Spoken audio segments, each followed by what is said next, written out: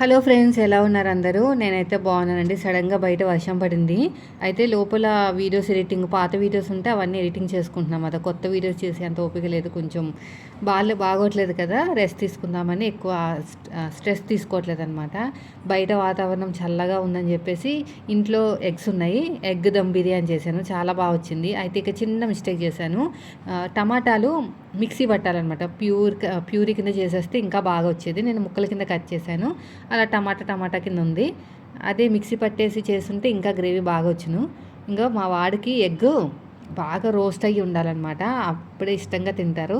కానీ బిర్యానీ మాత్రం చాలా బాగా వచ్చింది. చూస్తే మీకే అర్థమైపోతుంది. చూడండి, అస్సలు ఎక్కువ స్పైసీ లేదు, కమ్మగా ఉంది. పిల్లలైతే ఎంత ఇష్టంగా తిన్నారో. ఇందులో సగం అయిపోయిందనమాట. అయితే ఎలా చేశాను ఏంటనేది ఈరోజు నేను షేర్ చేస్తాను. ఇంకా ఇన్ని రోజులు ఎందుకు పెట్టలేదక్క అంటే, ఇంట్లో ఉండాలంటేనే చిరాకు వచ్చేస్తుందండి నిజం చెప్పాలంటే. హాలిడేస్ ఎప్పుడైపోతాయా అనిపిస్తుంది తెలుసా. ఎంత టార్చర్ పెట్టేస్తున్నారంటే పిల్లలు. ఇంకా అటు ఇటు తిప్పిస్తూనే ఉంటున్నారు. ఆ కాళ్ళ నొప్పులు నాకు తగ్గట్లేదు. ఎన్ని మందులు వాడినా కాళ్ళ నొప్పులు మాత్రం తగ్గేలా లేవు.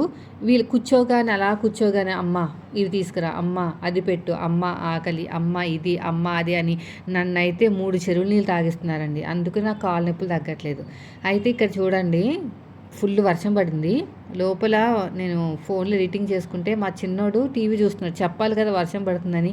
మొన్న కూడా చెప్పాను, వర్షం పడితే చెప్పమ్మా, బట్టలు ఆరేసాను బయట అని. చెప్పలేదు, మొత్తం తడిచిపోయినాయి. పక్కన ఆంటీ వచ్చి వర్షం పడుతుంది కుమార్ చూసుకోలేదా, బోల్డ్ వర్షం పడుతుందంటే అప్పటికప్పుడు మళ్ళీ తీసి పక్కన పెట్టాను. ఇప్పుడు ఇంట్లో ఆరేయాలి. ఇంకా ఇంట్లో పనులతోనే నాకు ఇంకా అయితే ఎంత అసలు టీవీ అయితే ఆపట్లేదండి. నేను ఫోన్ అలవాట్లేదు కదా, అలా అని చెప్పేసి బయటికి పంపిద్దామంటే ఎండ కదా అని చెప్పేసి ఇన్ని రోజులు పంపించలేదు. సాయంత్రం మాటలు పంపించేదాన్ని. పంపించినా కూడా నేను చెక్ చేసుకుంటానే ఉంటాను ఏం చేస్తున్నారు ఏంటనేది. ఎంత కొంచెం ఎదుగుతున్నా కూడా మన చెక్కింగ్ మనకు ఉండాలి కదా. ఇంకా ఈయన చిన్న ఆయన అయితే బయటికే వెళ్ళట్లేదండి అసలు. ఆ టీవీ పెట్టుకునే ఉంటున్నారు. ఆ టీవీ సౌండ్ నేను వాయిస్ ఇవ్వడానికి ఉండదు కదా, మళ్ళీ నేను బెడ్రూమ్లోకి వెళ్ళి వాయిస్ ఇవ్వాల్సి వస్తుంది. అటు తిరుగుడు ఇటు తిరుగుడు, అసలు నాన్ స్టాప్ అనమాట. ఇంకా నాన్ స్టాప్గా టీవీ వాగుతూనే ఉంటుంది. నాకు తలనొప్పి వచ్చేస్తూ ఉంటుంది. ఇంకా దగ్గర పడే కొద్దీ నాకైతే చిరాకు వచ్చేస్తుంది తెలుసా, ఎప్పుడు అయిపోతాయా ఆ హాలిడేస్ అని. ఇప్పుడు అమావాస్య రోజుని రిలీజ్ చేస్తున్నారు కదా, స్కూల్ స్టార్ట్ చేస్తున్నారు కదా. చాలామంది అంటున్నారు అమావాస్య రోజుని పంపిస్తారా ఏంటని. నాకైతే అమావాస్య అంటే ఏది లేదండి. జస్ట్ అష్టమి ఒక్కటే నాకు సెంటిమెంట్ అనమాట. అష్టమి రోజునే ఏ కొత్త పనులు చేయను, ఇలాంటి స్కూల్కి పంపడాలు అలాంటివి ఏం చేయను అనమాట అష్టమి రోజుని. అది తప్ప మిగతాదంతా కూడా నాకు ఏం పర్లేదు. అమావాస్య అసలు మంచిదే, అది ఏం చెడ్డదేం కాదు. ఏంటంటే మనకి, మీకు ఐడియా ఉందో లేదో, చెన్నైలో మెడ్రాస్లో అమావాస్య అంటే వాళ్ళకి చాలా మంచి రోజు అనుకుంటారనమాట. అసలు మాకు అలాంటి సెంటిమెంట్ లేదు. నేను పంపించేస్తాను. మరి మీలో ఎంతమందికైనా సెంటిమెంట్ ఉందేమో. నేనైతే అష్టమి అయితే పంపించేదాన్ని కాదు, కానీ మంచి రోజు. చక్కగా 12వ తారీఖున ఏకాదశి అండి. పంపించేస్తే అది స్కూల్ స్టార్ట్ చేస్తుంటే అయిపోను. ఫోన్లే సాటర్డే సండే రెస్ట్ తీసుకుంటే తీసుకుంటారు. మళ్ళీ మండేకి పోస్ట్పోన్ చేశారు. మండే ట్యూస్డే 2 రోజులు వెళ్తే మళ్ళీ 17కి బక్రీద్ ఏమో, మరి 17కి 18కో బక్రీద్ అంటున్నారు. అది ఫెస్టివల్. ఇంకా ఫెస్టివల్ పిల్లలు స్కూల్కి స్టార్ట్ అయితే కానీ నాకు ఒక లైన్ రాదనమాట. ఈ 2 నెలలు అంతకంటే ముందేమో ఈ వీడియోస్ ఉన్నాయి కదా, మరి మీషో రివ్యూస్ వీడియోస్, వాటితోటి బిజీ అయిపోయాను. అది కొంచెం కవర్ చేసుకుని మీ దగ్గరికి వద్దామనేసరికి పిల్లలకేమో హాలిడేస్ వచ్చేసినాయి. ఇంకోటి ఏంటంటే, మీషో నుంచి డబ్బులు భలే కట్ అయిపోతున్నాయండి. కష్టపడిందంతా పోతుంది. అసలు ఎంతమంది కాల్ చేసిన మేనేజర్స్కి, ఇలా చేస్తే ఎలా అండి, మేము కరెక్ట్గానే ట్యాగ్ చేస్తున్నాం కదా, ఎందుకు అలా డబ్బులు కట్ చేస్తున్నారు, ప్రతి వారం 5,000 6,000 పోతున్నాయి, బాధ అనిపిస్తుంది. వాళ్ళు రీజన్ చెప్తారు, నచ్చితే చేయాలి లేకపోతే లేదు. అయితే నేను నిన్న మార్కెట్కి వెళ్ళలేదండి, మా వారు వెళ్తా అని చెప్పారు మీ అన్నయ్య గారు. అయితే సర్లే అని చెప్పేసి నేను వెళ్ళలేదనమాట. అయినా నాకు కూడా కాలు లాగేస్తుంది బాగా నొప్పి. అంటే కొంచెము బెటర్ అనుకునేసరికి పిల్లలు సతాయిస్తున్నారు. అయితే నేను వచ్చాక తీసుకొస్తానన్నారా 10 o'clock 10:30కో. ఏమీ లేవంట, కూరగాయలు అన్నీ క్లోజ్ అయిపోయినాయి. నెక్స్ట్ డే ఫ్లిప్కార్ట్లో 8 minutesలో వచ్చేస్తుందని చెప్పేసి ఉంది కదా మనకు ఒక ఆప్షన్, అందులో బుక్ చేసామన్నమాట. భలే ఉందండి, బాగానే తక్కువకే పడ్డాయి అన్నీ కూడా.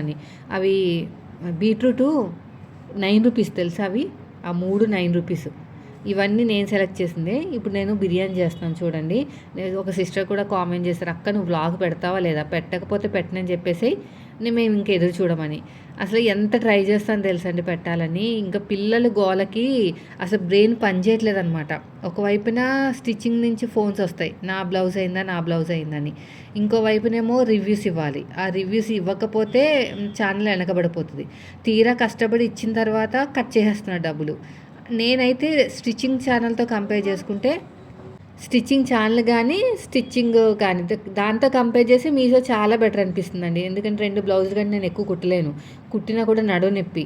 అంతకంటే ముందు ఒక 8 ఇయర్స్, 7 ఇయర్స్ వరకు నేను జాబ్ చేశాను కాబట్టి, ఆ చైర్ల మీద కూర్చుని ఇప్పటికే అప్పటికే ఇంక నాకు 2 పిల్లలు పుట్టేసరికే కొంచెం హెల్త్ అనేది చేంజ్ వచ్చిందనమాట. నైట్ షిఫ్ట్‌లు నావి. దానివల్ల కొంచెం హెల్త్ అనేది ఎంతైనా ఎఫెక్ట్ అవుతుంది. నేను డిగ్రీ కంప్లీట్ అయినప్పటి నుంచి అంటే డిగ్రీ అయిన తర్వాత 5 ఇయర్స్ చేశాను. 5 ఇయర్సా? 2000 5 ఇయర్స్ చేశాను. 4 ఇయర్స్ చేశాను. డిగ్రీ తర్వాత 4 ఇయర్స్ జాబ్ చేశాను. ఇంకా పిల్లలు పుట్టిన తర్వాత అంటే ఇంకొక 5 ఇయర్స్. మొత్తానికి నేను 9 ఇయర్స్ జాబ్ చేశానండి కార్పొరేట్ కంపెనీలో. అందులో ఒక నెల డే షిఫ్ట్ ఉంటే, ఒక నెల నైట్ షిఫ్ట్ ఉంటుందన్నమాట. నైట్ షిఫ్ట్ అంటే నైట్ 11:00 వెళ్ళి మార్నింగ్ 7కి అయిపోతుంది. క్యాబ్ వస్తుంది. క్యాబ్ వాళ్ళే వచ్చి తీసుకెళ్తారు. సెక్యూరిటీ గార్డులు అన్నీ ఉంటారు. అదేం ప్రాబ్లం లేదు. కానీ అక్కడ సిస్టమ్ వర్క్ కదా, కూర్చుని నడుము నొప్పి రావడాలు, ఇంకా అవన్నీ మీకు తెలిసిందే కదా సిస్టమ్ రిలేటెడ్ ఎలా ఉంటుందో వర్క్ అంతా కూడా. అది చేసిన తర్వాత ఈ 2 సి సెక్షన్సే కదా, నడుముకి ఎఫెక్ట్ వచ్చింది ఎంతైనా. ఇంకా జాబ్కి రిజైన్ చేసిన తర్వాత పిల్లలతో సరిపోయింది, 2 పిల్లలతోటి. నాకు యాక్చువల్లీ నేర్చుకుంటాం అంటే పిచ్చి కదా. ఆ టైంలోనే చిన్న బాబు చిన్నగా ఉన్నప్పుడే టైలరింగ్ యూట్యూబ్లో చూసి నేర్చుకున్నాను. ఇంకా పిచ్చి దానిలా కుట్టేసేదాన్ని, ఏది వచ్చినా తీసేసుకునేదాన్ని. ఆల్టరేషన్స్ అని ఇవన్నీ కరెక్ట్ టైంకి ఇచ్చేసేదాన్ని. ఈ నాకు సండే కావాలంటే ఫ్రైడే, సాటర్డే కల్లా రెడీ చేసేదాన్ని అనమాట. అంత ఇంట్రెస్ట్గా ఉండేది. తర్వాత యూట్యూబ్ పెట్టడము, యూట్యూబ్లో బిజీగా ఉండడం. యూట్యూబ్ అయిపోయిన తర్వాత అది బాగానే నడిచింది. ఒక 3 సంవత్సరాలు మనల్ని చాలా బాగా ఆదరించారు మన వాళ్ళు. చాలా బాగా నచ్చేది. అదంతా అయిపోయిన తర్వాత ఇక్కడికి వచ్చిన తర్వాత మళ్ళీ ఇంకో రివ్యూస్ అంటే నాకు అప్పుడు కూడా బాగా ఇష్టం అండి. రివ్యూస్ ఇవ్వడం అంటే దానికోసం ఎక్స్ప్లెయిన్ చేయాలన్నమాట. ప్రోడక్ట్ కోసము ఎక్స్ప్లెయిన్ చేయడము, ఇలా వచ్చింది క్లాత్ అలా, అది నాకు బాగా ఇష్టం అనమాట. సో ఆ ఇష్టం తగ్గట్టు కరెక్ట్గా జాబ్ దొరికింది. ఇంకా ఏదైనా ఫస్ట్లో స్టార్టింగ్లో పట్టుకుంటే ఇంకా దాన్ని వదిలిపెట్టనమాట. టైలరింగ్ అని ఏదైనా సరే దాన్ని అసలు వదిలేనే దాన్ని కాదు. ఇంకా బుక్ చేయడాలు, రివ్యూ ఇవ్వడాలు, బుక్ చేయడాలు, రివ్యూ ఇవ్వడాలు. ఆ సిచ్యువేషన్లో కొంచెం ఛానల్ అనేది డౌన్ అయింది. కొంచెం ఏంటి బాగానే డౌన్ అయిపోయింది. లాంగ్ వీడియోస్ కూడా పెట్టడానికి టైం ఉండేది కాదు. ఫస్ట్ ఆఫ్ ఆల్ నాకు మెమరీ ఫుల్ అయిపోయేది అనమాట. దానివల్ల నాకు అసలు ఇంట్రెస్ట్ వచ్చేది కాదు. ఇంకో లోన్ తీసుకుని మొబైల్ తీసుకున్నానా, ఈ రివ్యూస్ ఇస్తున్నాను కదా, మొబైల్ ఫుల్ అయిపోతుంది అనమాట. మళ్ళీ దాంట్లోకి పంపించడాలు, మొత్తం మీద ఛానల్ మీద కొంచెం టైం స్పెండ్ చేయడానికి కూడా లేకుండా అయిపోయిందండి. ఇలా అయిపోతుంది కదా అని చెప్పేసి చాలామంది కస్టమర్స్ని పక్కన పెట్టేశాను. డబ్బులు ఇవ్వలేని వాళ్ళు ఉంటారు చూసారా, అసలు ఎన్నిసార్లు అడిగినా డబ్బులు ఇవ్వరు కదా, అలాంటి వాళ్ళందరినీ మెల్లగా పక్కన పెట్టాను. లాస్ట్కి ఇంకా మంచి వాళ్ళు కూడా పక్కన పెట్టాల్సి వస్తుందండి. ఆ స్టేజ్కి వెళ్ళిపోయింది ఇప్పుడు మళ్ళీ రివ్యూస్ ఇస్తున్నాను కదా, బాగానే ఉంది అనుకునే టైంలో మళ్ళీ మీషో వాడు అన్ని డబ్బులన్నీ కట్ చేసేస్తున్నాడు. అదైతే నాకైతే ఏడుపు వచ్చేస్తుంది తెలుసా. ఒక్క వీడియోకి 5,000 6,000 వచ్చిందండి. ఎంత బాగా కిక్ అయింది. దానికోసం నేను ఎంత కష్టపడ్డానో నాకే తెలుసు. అదంతా ప్యాకింగ్ చేయడాలు, చూపించడాలు, ఒక 4-5 సార్లు చూపించితే కానీ కిక్ అవ్వలేదు ఆ వీడియో. దాని మీద 5,000 వచ్చింది బాగానే కమిషన్. 5,000 కమిషన్ అంటే మామూలు మాటలు కాదు కదండి. కట్ చేసేసాడు. అసలు అది కళ్ళు ఉన్నాయో లేదో నాకు అర్థం కాలేదు తెలుసా. సేమ్ ప్రోడక్ట్ యాడ్ చేశాను. ఇప్పుడు మీషోలో మన బ్యాగ్ బుక్ చేశాను నేను. ఇప్పుడు స్కూల్స్ ఓపెన్ అయినాయి కదా, స్కూల్ బ్యాగ్ బుక్ చేశాను అనమాట. అది చూపించాను. సేమ్ అదే కలర్ కానీ, ప్యాటర్న్ కానీ, పోనీ డిజైన్ ఏమైనా ఉంది అందువల్ల కట్ చేసేదేమో అనుకోవచ్చు. సేమ్ ప్యాటర్న్ అంతా ఉన్న తర్వాత అమ్మాయి దేవుడి దేవులో ఒక 5,000 వచ్చింది, కష్టపడినందుకు ఫలితం దక్కిందని లోపు నిన్న మెసేజ్ వచ్చింది, మీరు సరిగ్గా కరెక్ట్ ప్రోడక్ట్ అంటే కరెక్ట్గా ట్యాగ్ చేయలేదు, వేరేదేదో చేశారని. నాకు అప్పటి నుంచి మనసులో లేదు తెలుసా. ఏంటిదంతా కష్టపడడం, మళ్ళీ వాడి చేతిలో పెట్టడం, వాడు కట్ చేసేయడం. చాలామంది ఇదే ఫేస్ చేస్తున్నారండి. డబ్బులన్నీ పోతున్నాయి అక్క మీషోలో చేసినవని. ఇంకా ఏం చేయాలి, ఇంకా ఎంతో కొంత అన్నట్టు ఇంకా చేసుకుంటూ పోవాలంతే. నాకైతే టైలరింగ్తో కంపేర్ చేసి చాలా మంచిది. ఇంకా ఫ్యూచర్లో నాకు ఉన్న గోల్ ఏంటో తెలుసా, అంటే నా ప్యాషన్ ఏంటంటే మీషోలో పేపర్ కటింగ్స్ సేల్ చేయాలి. అది నా గోల్ అనమాట. ఎప్పటికైనా, ఇప్పుడు కాదు, ఇప్పటికే ఉన్న టైమే సరిపోవట్లేదు నాకు. పేపర్ కటింగ్ చేసి సేల్ చేస్తే తీసుకుంటారు కదా. మన కటింగ్కి కొంచెం మంచిగానే రెస్పాన్స్ ఉంది. మీడియం, స్మాల్ అన్ని సైజులు బుక్ చేయడం, అన్ని సైజులు కట్ చేయడం. నేను ఓన్లీ పేపర్ కోసమే కాస్ట్ తీసుకుంటానండి. ఇంకా అంతకుమించి ఎక్కువ ఏం తీసుకోవద్దు అనుకుంటున్నాను. అంటే షిప్పింగ్ ఛార్జెస్ అవన్నీ కూడా మన మీద పడతాయి అన్నమాట. ఇంకా అవన్నీ ఇంకా చూసుకోవాలి కదా, దాన్ని బట్టి ఫ్యూచర్లో, ఇప్పుడు కాదు. అసలు నాకు ఎలా సేల్ చేయాలో తెలీదు, నేర్చుకుంటున్నాను మెల్లమెల్లగా. ఇంకా స్టాక్ మార్కెటా అది చెప్తాను. కొంచెం పర్లేదు, బాగానే ఉంది. ఇంకా బాగున్న తర్వాత చెప్తాను అసలు ఎలాగ నష్టాలు వచ్చినాయి, దాని నుంచి నేను ఎలా బయటపడ్డాను, ఎలాగ లాభాలు వస్తున్నాయి, అవన్నీ కూడా చెప్తాను నేను. కొంచెం టైం పడుతుంది దానికంటే, ఎందుకంటే కొంచెం డబ్బులు పెట్టాను, అది ఇంకా రాలేదు, ఇన్వెస్ట్ చేశాను. అది వచ్చిన తర్వాత చెప్తాను. అసలు నిజం చెప్పాలి తెలుసా అండి, మనం తలరాతను మార్చేది ఏంటంటే షేర్ మార్కెటే. అది కరెక్ట్గా మనం గెస్ట్ చేసుకుని పెట్టుకోవాలన్నమాట. తెలివితేటలు ఉండాలి, ఓపిక ఉండాలి, డబ్బు ఉండాలి. ఈ 3 ఉంటే అసలు మనం కోటీశ్వరులు అయిపోతాం. కొంచెం టైం కూడా బాగుండాలి.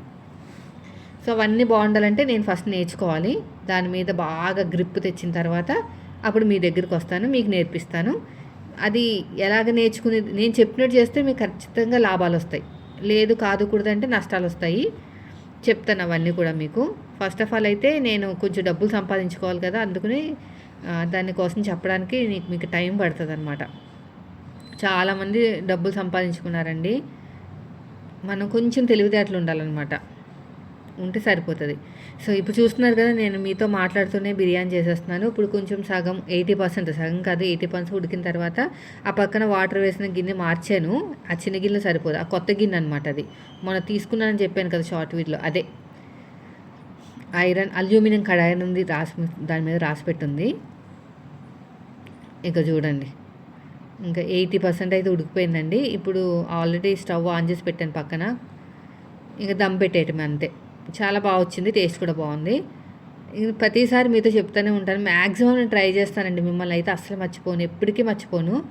అసలు స్టిచ్చింగ్ ఛానల్లో ఎంత కుదరకపోయినా, ఒక రోజు కాకపోయినా ఒక రోజైనా పెడతానేమో, కానీ మిమ్మల్ని మాత్రం అస్సలు మర్చిపోను. రెగ్యులర్గా చేసే పనులు మీకు చూపిస్తున్నాను కాబట్టి మీకు ఎక్కువ కనెక్ట్ అయినట్టు ఉంటుంది అనమాట. సో ఇప్పుడు ఈ వీడియో అనేది రేపు రిలీజ్ చేస్తాను. ఈరోజు ఆల్రెడీ నైట్ అయిపోయింది. ఇప్పుడు మన వాళ్ళు కూడా ఏం చూడకపోవచ్చు నాకు తెలిసి, అందరు పనిలో ఉంటారు కదా, రేపు అయితే చూస్తారు. లేకపోతే ఇప్పుడే రిలీజ్ చేస్తాను, చూసేవాళ్ళు చూస్తారని. చూస్తాను టైంని బట్టి. నాకైతే రేపు మార్నింగ్ 10 o'clock అయితే బాగుంటుంది అనిపిస్తుంది. మన వాళ్ళందరూ వెయిట్ చేస్తూ ఉంటారు కదా. సో అయిపోయిందండి ఫైనల్గా బిర్యానీ. అంతే, దమ్ పెట్టేసామంటే ఒక 10 నిమిషాలు. నేను ఇంకా మిగతాది కిచెన్ అంతా క్లీన్ చేసేసుకుంటాను. నెయ్యి వేసాను పైన, ఫ్రైడ్ ఆనియన్స్ అవన్నీ చేసేసి వేసేసాను. ఇదండి ఈరోజు వీడియో.